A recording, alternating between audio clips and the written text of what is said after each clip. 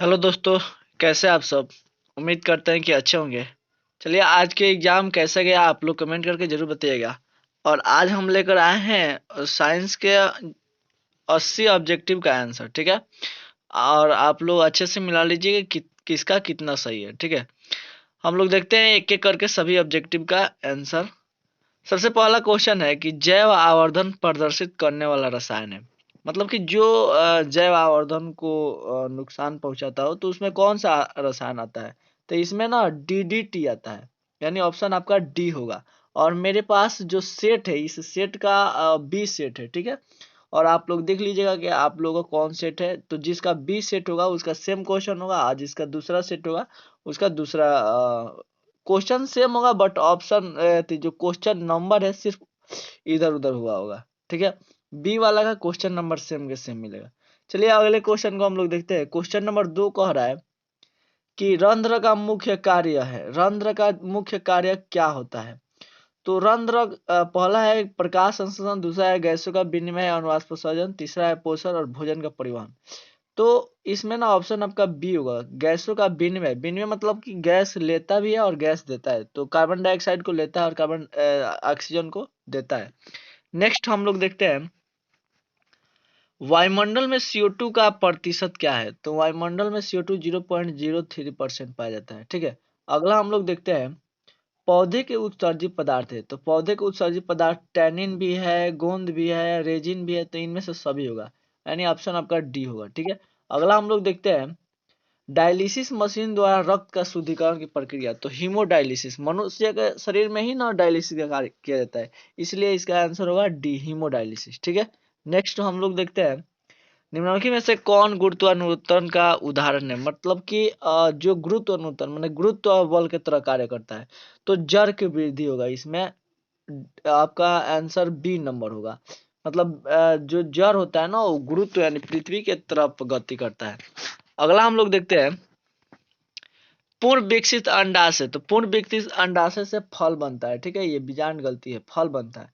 अगला हम लोग देखते हैं लैंगिक जनन संचारित रोग है। तो पीलिया नहीं है, चेचक नहीं है, एड्स है। एड्स ना लैंगिक जनन संचारित रोग है। अगला हम लोग देखते हैं किस पीएच मान वाला विलयन सबसे अधिक क्षारकीय है। तो पीएच मान जितना अधिक होगा उतना क्षारीय होगा। तो 5 है, 10 है, 8 है, 11 है। तो ऑप्शन सी होगा, 11 होगा, ठीक है। अगला हम लोग देखते हैं चूने जल का रासायनिक नाम। चूना जल तो calcium hydroxide, option number B होगा। अगला हम लोग देखते हैं निम्नलिखित में कौन सोडा एस का सूत्र है। सोडा एस का सूत्र हम लोग से पूछ रहा है। तो इसमें ऑप्शन आपका बी नंबर हो जाएगा, Na2CO3, ठीक है। अगला हम लोग देखते हैं निम्नलिखित में कौन ग्लोबल लॉवर का सूत्र है। ग्लोबल लॉवर का सूत्र पूछा है ना, यानी Na2SO4 10H2 यानी ऑप्शन आपका ए हो जाएगा, ठीक है।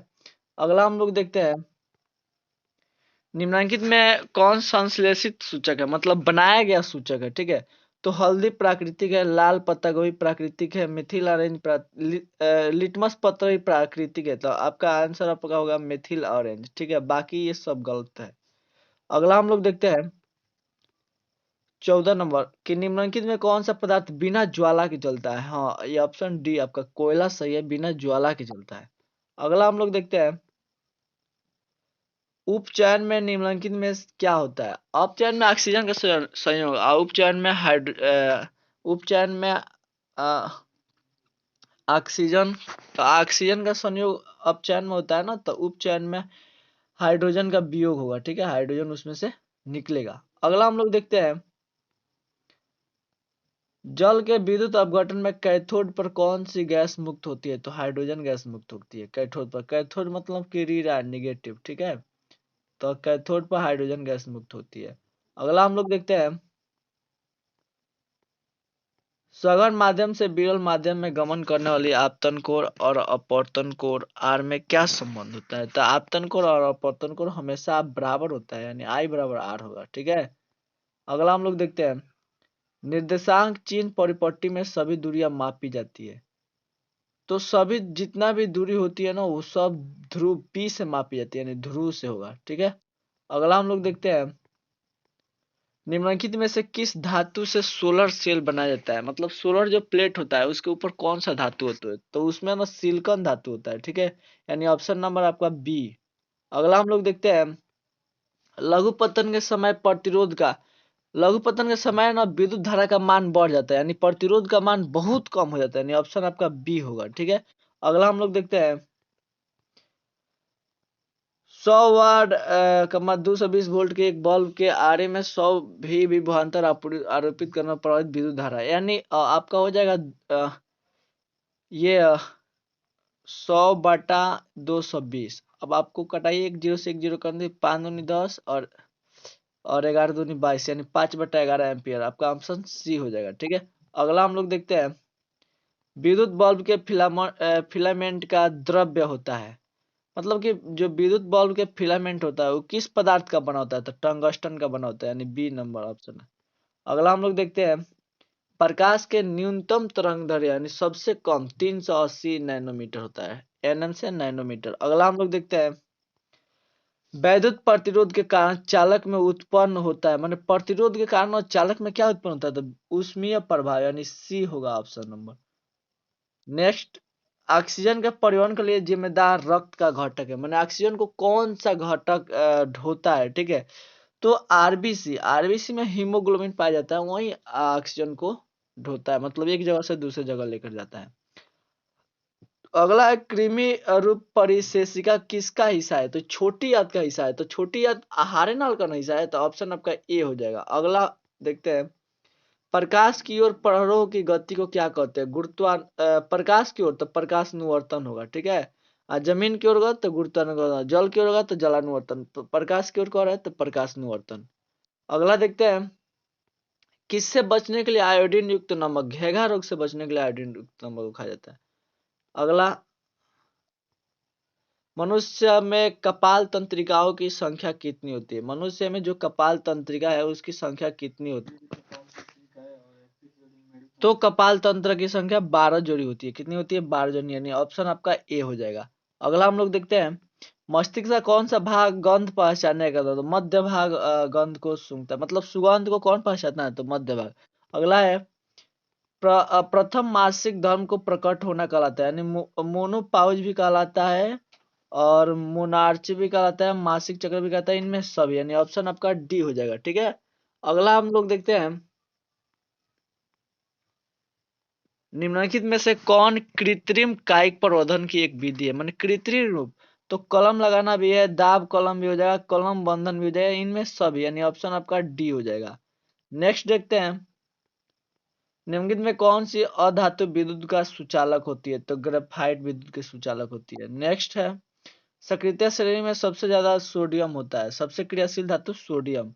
अगला है शुद्ध सोना कितने कैरेट का होता है? 24 कैरेट का, ठीक है। अगला है निम्नलिखित में किस धातु को किरोसिन में डुबा कर रखते हैं? तो सोडियम धातु को किरोसिन में डुबा कर रखते हैं।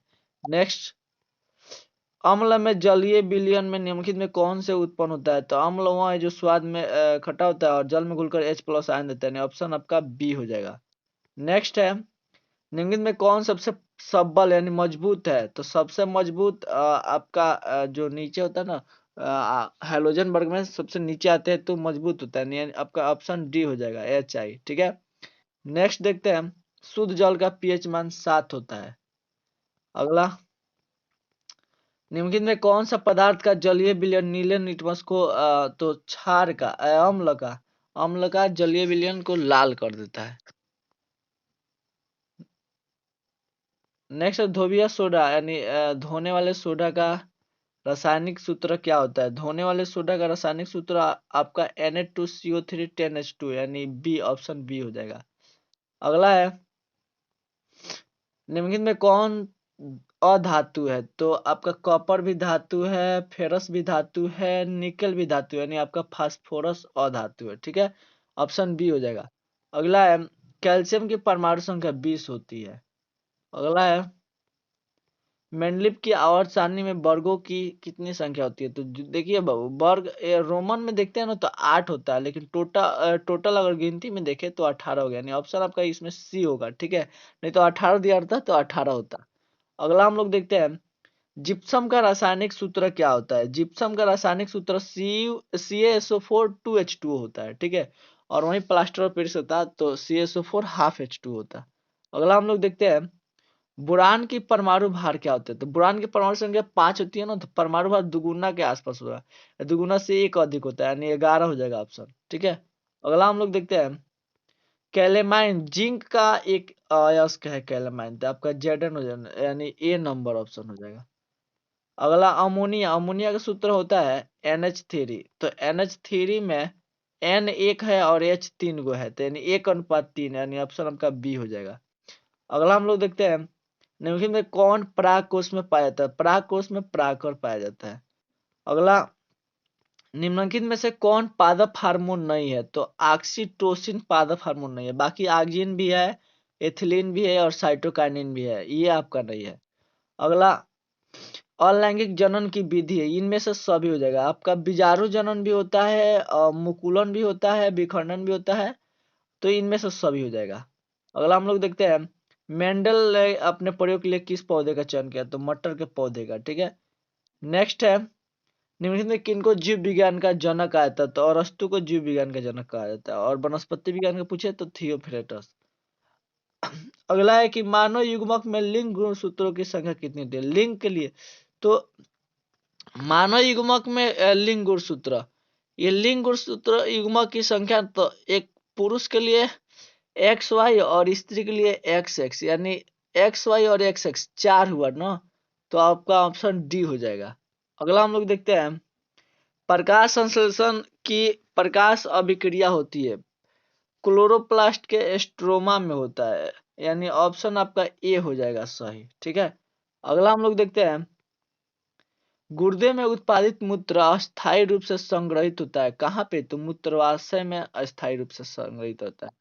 अगला पेंटेन जिसका अणुसूत्र C5H12 कितने संरचना समायोगी है? तो 3 हो जाएगा, इसको 3 प्रकार से हम लोग लिख सकते हैं। अगला हम लोग देखते हैं कार्बन आवर्त सारणी के किस वर्ग के सदस्य है? तो 14वें वर्ग का सदस्य है। अगला हम लोग देखते हैं घेघा रोग किससे पनपता है? तो आयोडीन की कमी से, यानी ऑप्शन सी हो जाएगा। अगला रंध्र मुख्यतः पाए जाते हैं, तो रंध्र पत्तियों पर पाई जाती है। अगला है रक्तचाप मापने वाला एस्फिग्मोमैनोमीटर, ठीक है। अगला है प्राकोष में क्या पाए जाते हैं? प्राकर, यही ऑप्शन ऊपरे था। अगला है कि लसिका का रंग हल्का पीला होता है, ऑप्शन डी हो जाएगा। अगला है निम्नलिखित में कौन एक जैव अनिमीकरणीय पदार्थ है? तो जैव अनिमीकरणीय मतलब DDT, ये आपका है। अगला है सेल का विद्युत वाहक बल क्या करता है? तो सेल सेल द्वारा इकाई आवेश पर किया गया कार्य, यानी सी नंबर ऑप्शन हो जाएगा। अगला है पारिस्थितिक तंत्र में ऊर्जा का प्रवाह होता है एक दिशीय, ठीक है। पारिस्थितिक तंत्र में जो ऊर्जा होता है एक दिशीय प्रवाह होता है। अगला आवेश का SI मात्रक कूलॉम होता है। अगला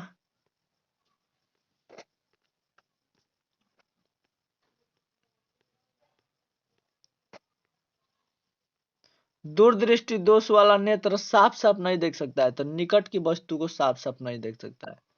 अगला है निम्नलिखित में कौन सा ऊर्जा स्रोत सौर ऊर्जा का व्युत्पन्न नहीं है? मतलब उल्टा, तो नाभिकीय ऊर्जा, बाकी सब सौर ऊर्जा का ना है, लेकिन नाभिकीय ऊर्जा सौर ही ऊर्जा से रिलेटेड है। अगला है विद्युत धारा के चुंबकीय प्रभाव की खोज फ्राइडे ने, माइकल फ्राइडे ने किया था, यानी उनका आधा नाम दिया है, संक्षिप्त नाम दिया है फ्राइडे, आपका आंसर होगा।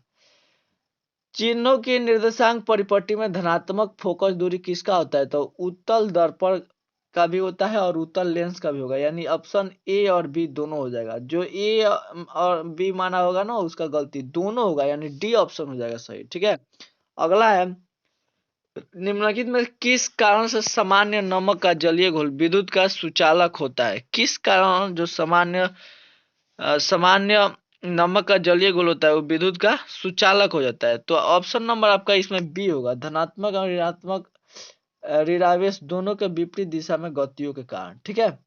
अगला हम लोग देखते हैं गोलीय दर्पण की फोकस दूरी प्लस 20 सेंटीमीटर है, यह गोलीय दर्पण किस प्रकार है? यानी धनात्मक है गोलीय दर्पण, तो ये गोलीय दर्पण उत्तल होगा, ठीक है।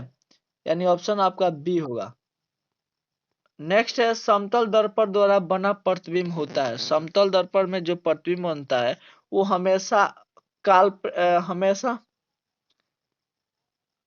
यानी समतल दर्पण में जो दोनों बनता है यानी वास्तविक और काल्पनिक दोनों, यानी ऑप्शन आपका सी हो जाएगा। नेक्स्ट है निम्नलिखित में से दर्पण सूत्र कौन है? तो दर्पण सूत्र पूछा है ना, तो 1/f बराबर 1/v प्लस 1/u, और वही लेंस सूत्र रहता तो ये आपका ए होगा ऑप्शन। लेकिन ये दर्पण सूत्र पूछा है तो ऑप्शन बी नंबर सही होगा, करेक्ट। अगला है किसी समतल दर्पण द्वारा आवर्धन होता है, तो समतल दर्पण का आवर्धन हमेशा धनात्मक होता है यानी +1 होता है, ठीक है। अगला है निम्नलिखित में किस दर्पण द्वारा किसी वस्तु का आभासी प्रतिबिंब मिल सकता है? तो आभासी प्रतिबिंब हमको प्राप्त करने के लिए हमेशा हमको अवतल दर्पण चाहिए, ठीक है। अवतले दर्पण में आभासी प्रतिबिंब हम प्राप्त कर सकते हैं। अगला है आकाश का नीला रंग होना किस परिघटना का कारण है? तो प्रकाश के प्रकीर्णन के कारण है आकाश का नीला होना, यानी ऑप्शन नंबर सी हो जाएगा आपका। अगला क्वेश्चन है कि विरल माध्यम से सघन माध्यम में जाती हुई किरण मुड़ जाती है, किधर की ओर मुड़ जाती है? तो अभिलंब की ओर मुड़ जाती है, यानी ऑप्शन नंबर ए होगा।